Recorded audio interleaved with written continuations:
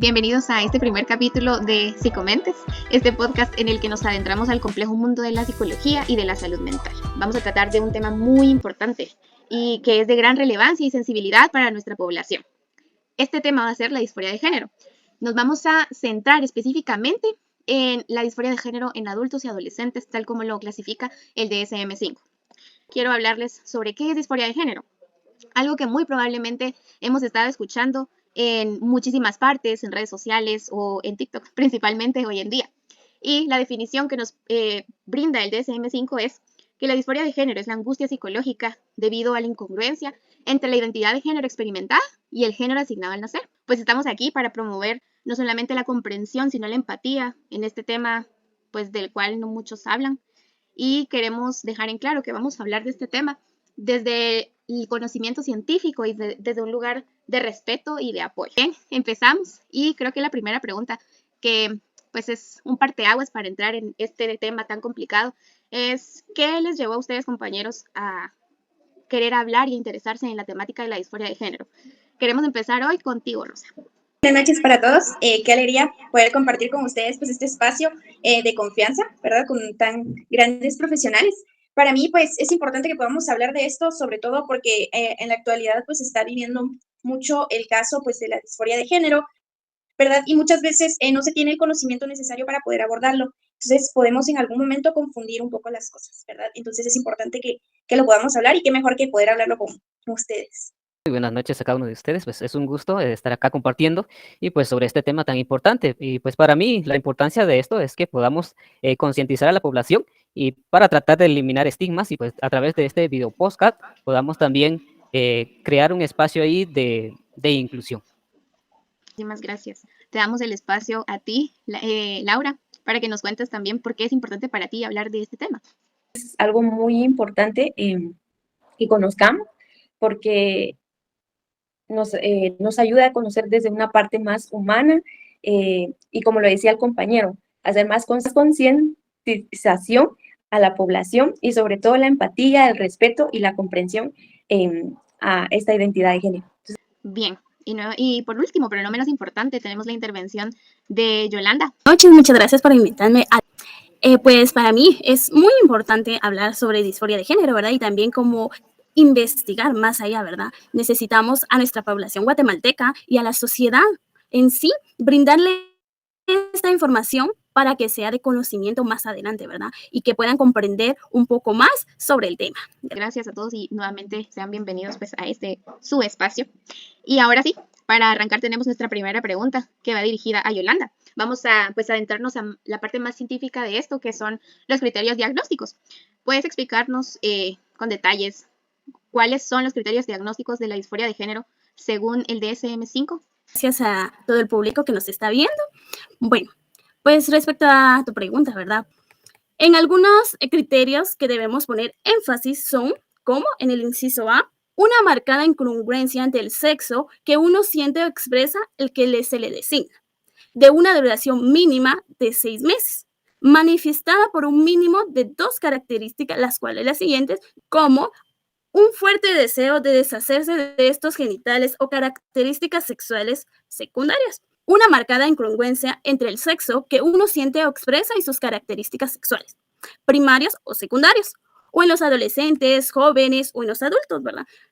Tenemos en el criterio 2 que nos dice que es un fuerte deseo por desprenderse de los caracteres sexuales propios y primarios y secundarios, a causa de una marcada incongruencia del sexo que se tiene o que se expresa. Tenemos en el inciso 3, en el criterio que nos dice del DSM-5, un fuerte deseo por poseer los caracteres sexuales, tanto primarios como secundarios, ¿verdad? Este deseo que la persona tiene por cambiar a ser hombre o mujer, ¿verdad? También tenemos un fuerte deseo de ser otro sexo, por ejemplo, mujer, hombre. También tenemos en el punto número 5, un fuerte deseo de ser tratado como el otro sexo. ¿Qué quiere decir aquí?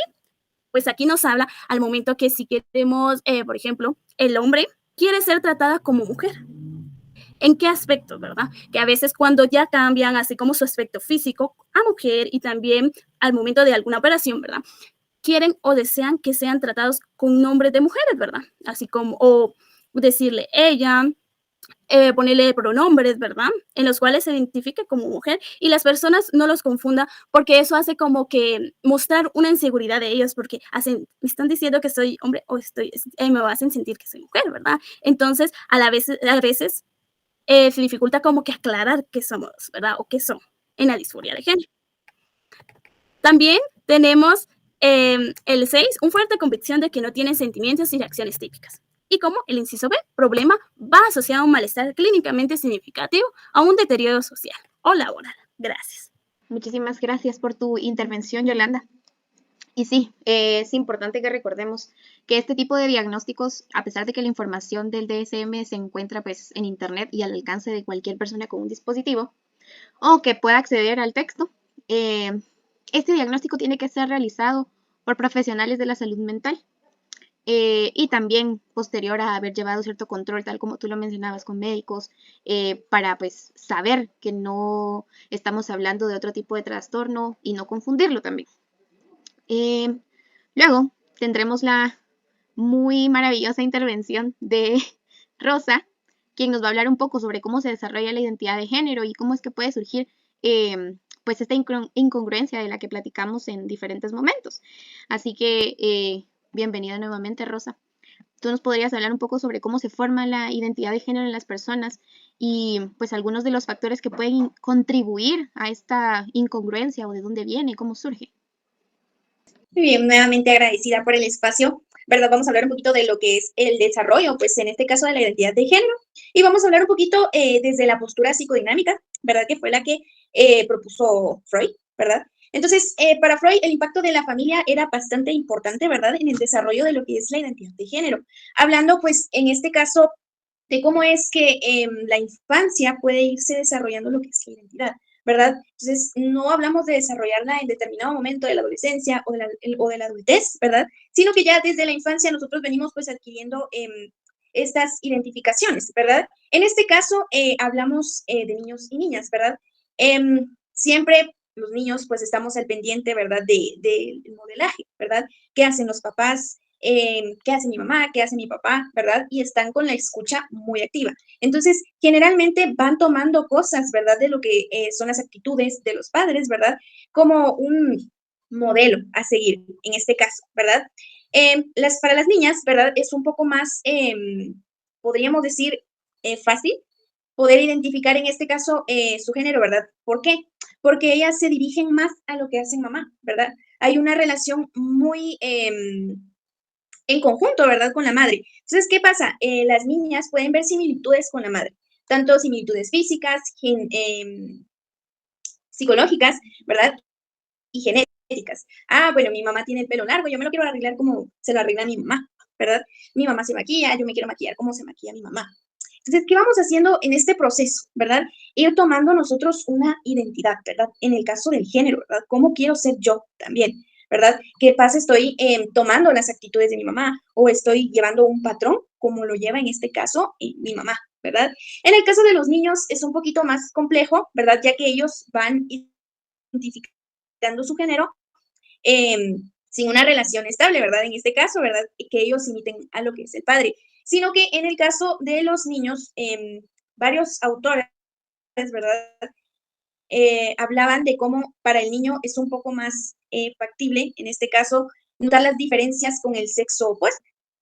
Quiere decir que él va a notar las diferencias que tiene con la madre, ¿verdad? Entonces, en este caso, él va a formar su identidad de género, ¿verdad? Y no directamente imitando lo que hace el padre, ¿verdad? Entonces, podemos hablar de que la identidad de género va naciendo por padres estereotipados, ¿verdad? Que siempre, pues, van a separar las actividades que hacen tanto los niños como las niñas, en el caso, ¿verdad? Que las niñas se visten de rosado, los niños se visten de azul, ¿verdad? O las niñas juegan muñecas, los niños juegan fútbol, juegan carritos, ¿verdad? Entonces vamos creando en ellos una identidad de género que a lo largo de la vida tiene que irse desarrollando, ¿verdad? No quiere decir que esta identidad pues la vamos a plasmar, ¿verdad? Solo en lo que se vive en la infancia, sino con el paso del tiempo pues se va desarrollando. Siempre pues sugieren, ¿verdad? E indican que los niños generalmente aprenden su identidad por miedo, ¿verdad? Y las niñas, pues, más dirigidas al amor, ¿verdad? Cómo copiar lo que hace mi mamá, porque yo quiero ser igual a ella. Y los niños, en el caso, pues, el miedo al padre, ¿verdad? En este caso. Entonces, algunos factores que pueden influir en este momento en lo que es la incongruencia, ¿verdad? Podemos encontrar que en la disforia de género, ¿verdad? Actualmente es muy discriminada. Generalmente no se les dan las oportunidades en algunos lugares, ¿verdad? Como a otras personas, ¿verdad? Puede haber discriminación laboral, escolar, familiar, ¿verdad? Lo que nos va llevando a comorbilidades como lo son la ansiedad, depresión, estrés, frustración, ¿verdad? Que a lo largo va afectando al sujeto, ¿verdad? En lo que es su estabilidad emocional, que nos puede llegar a tener pensamientos suicidas, ¿verdad? Como lo sería idealmente pues también el suicidio, ¿verdad? Entonces, tratando de hablar un poquito de esto, ¿verdad? Para poder hacernos conciencia y poder ser un poco más empáticos ante las situaciones que viven pues las demás personas, ¿verdad? Entonces esto sería un poco de lo que quiero compartir hoy con ustedes. Perfecto, Rosa, muchísimas gracias. Bien, luego de esa intervención, pues en la cual aprendimos muchísimas cosas y un tema muy importante que son las comorbilidades. En este tipo de pacientes, tal como lo mencionaba Rosa, puede que hasta la presencia de pensamientos suicidas o tendencias suicidas por la discriminación y el aislamiento social que pueden padecer este tipo de pacientes. Dentro de todo esto ya conocimos los criterios diagnósticos y también hablamos un poco sobre cómo se desarrolla la identidad. Ahora vamos a adentrarnos a otra parte técnica que es el tratamiento y el manejo. Así que para eso tenemos a nuestra especialista, Laura. Y para ti, Laura, ¿cuáles son las opciones de tratamiento recomendadas por el DSM para la disforia de género? ¿Y cuáles crees tú que son los aspectos importantes o más importantes a considerar en este tipo de tratamientos para todos aquellos que pues no sepan cómo manejar a su paciente que llega pues a consulta refiriendo padecer disforia de género? De nuevo, buenas noches y gracias por el espacio. Y pues este tema me parece súper, súper interesante y sobre todo importante. Y el DSM-5 incluye el tratamiento, incluye dos, que es la terapia hormonal y la terapia psicológica o terapia de apoyo. Y la primera, ¿qué es la terapia hormonal? Bueno, entonces este es el contexto de atención médica que modifica las características físicas de la persona.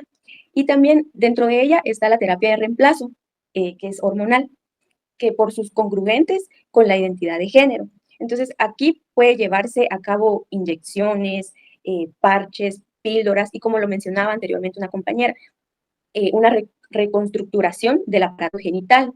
Entonces, siempre esto va a depender de la preferencia y la necesidad de cada persona. Y la terapia hormonal es un componente importante porque es la atención médica y debe ser suministrada por profesionales de la salud. Y para esto también es muy importante tomar antecedentes establecido.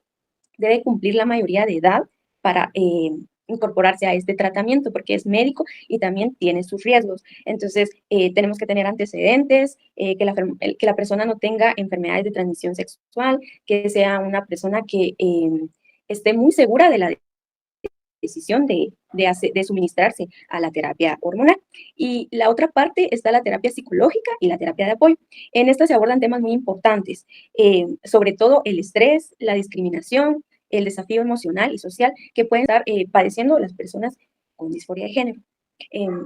Y sobre todo la aceptación de su identidad de género. Entonces, es de mucha importancia poder abordar esto porque va de la mano. Entonces, sería la terapia hormonal, que es el inicio a su identidad de género, a lo que desea el paciente.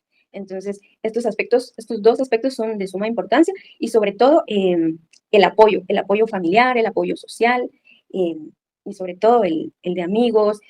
Gracias.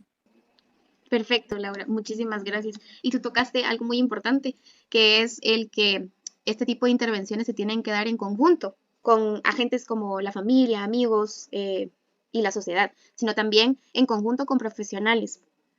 Aquí surge esta ayuda interdisciplinaria en la que encontramos que no solamente nosotros como psicólogos vamos a entrar en esta parte emocional, en esta parte de confusión que generalmente caracteriza este tipo de cuadros, sino también la parte médica, porque muchos de los tratamientos que sugiere el DSM es la terapia hormonal, como tú lo decías, y también las cirugías de reasignación de género. Y sí, sin duda, son procesos muy difíciles que pues más adelante vamos a intentar tocar un poquito de esto, y es que en Guatemala se vive muy diferente a cómo se vive en otros países. En nuestro contexto nacional hay muy pocos profesionales que trabajen este tipo de temas, muy pocos psicólogos y muy pocos médicos que se dediquen a hacer estas cirugías de reasignación de género o a dar este tipo de tratamientos hormonales. No podíamos dejar de lado la intervención de uno de nuestros profesionales, Evi, y él pues nos va a hablar de hecho de esto, de las consideraciones sociales y culturales que tenemos que tener cuando hablamos de este tipo de temas. Así que para ti, Eddie, ¿cómo podemos promover un entorno social más inclusivo y comprensivo para las personas con disforia de género? ¿Y cuáles crees tú que son los desafíos que estas personas enfrentan hoy en día en nuestra sociedad actual? Gracias ahí por el espacio y pues a tu pregunta, ¿cómo podemos promover un entorno social más inclusivo? Pues primero creo que tenemos que educarnos, capacitarnos y luego de ello, pues ya podemos ser conscientes, digamos, de la población que tiene estas características. En base a eso ya podemos respetar. Es importante de que podamos también concientizar a los papás para que puedan educar a sus hijos, y porque también se puede dar en la adolescencia este tipo de identidad de género. Entonces es importante de que los papás puedan escuchar, en lugar de confrontarlos o ser prejuiciosos, tratar de escucharlos para poder promover la inclusividad, ¿no? Y pues como les decía, es importante que como profesionales podamos indagar un poco más acerca de esta información para poder ayudar de una forma idónea a los pacientes que en sí lo necesitan. ¿Cuáles son los desafíos que enfrenta la sociedad actual? Pues hablando de Guatemala, pues comenzamos con estos pasitos de tratar de concientizar. Entonces también hay mucha discriminación y pues habría que trabajar la discriminación. Y aparte de eso, pues yo creo que aquí entraría como nuestros como superiores, los gobernantes del Estado, que puedan promover leyes para poder combatir estos estigmas y poder promover leyes que puedan proteger a esta sociedad. Entonces, repitiéndolo, pues parte de nuestro Estado debería promover leyes que puedan proteger a esta población. Sin embargo, no lo hay. Entonces es un desafío total. Y pues como nosotros, tratar de ser conscientes y pues promover a través de talleres, si cabe la posibilidad de hacerlo, educar a chicos, a jóvenes y también a papás. Y pues con esto termino mi intervención y pues gracias ahí por el tiempo. A ti, gracias por esa tan puntual y tan importante intervención. Y pues bien, dentro de todo lo que platicamos, me gustaría que todos pudieran mencionar por lo menos alguna de las múltiples comorbilidades que los pacientes con disforia de género puedan presentar. Y pues vamos a empezar contigo, Yolanda. En un momento puede presentarse algún suicidio y que podamos prevenir estos aspectos y no lleguen a esa intensidad, ¿verdad? Gracias. Sin duda el suicidio es una de las principales comorbilidades, digamos, los pensamientos suicidas, pues en los cuadros clínicos de disforia de género. Ahora vamos contigo, Laura. ¿Cuál crees que es una de las comorbilidades que nuestros pacientes pueden presentar? Bueno, pienso que sería la congruencia por la desesperación de no tener el sexo deseado, de no haber nacido con el sexo deseado. Considero yo que es una comorbilidad muy marcada. Sí, sin duda, pues esto puede generar otra de las comorbilidades, como tú lo mencionas, que son problemas de autoestima, sin duda, porque creo que para nadie sería agradable el levantarse todas las mañanas y verse al espejo en un cuerpo en el cual pues no se sienten cómodos, ¿no? Y creo que es una cosa muy difícil el tratar de ponernos en los zapatos de nuestros pacientes en este caso. Y sí, sin duda, los problemas de autoestima son otra de las comorbilidades importantes a atender en este tipo de pacientes. Ahora vamos contigo, Rosa. Creo que la depresión es una comorbilidad bastante marcada en lo que es la disforia de género, ¿verdad? Debido a que empiezan a haber problemas de tristeza, ¿verdad? De insatisfacción con nosotros mismos, en el caso cuando presentamos este trastorno, ¿verdad? Entonces, creo que la depresión es una comorbilidad a la que hay que prestarle bastante atención. Sin duda, Rosa, muchísimas gracias. Y por último, pero no menos importante, tenemos a Evi. Bueno, dentro de las comorbilidades que se presentan comúnmente, pues está la ansiedad.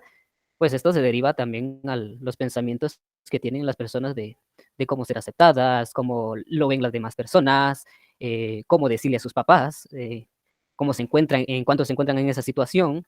Y pues todo ese tipo de situaciones le crea algunas características de ansiedad y pues le pueden llevar a tomar decisiones bastante negativas como el suicidio, como lo mencionaba antes. Sin duda, creo que es una de las principales que se presenta en este tipo de casos.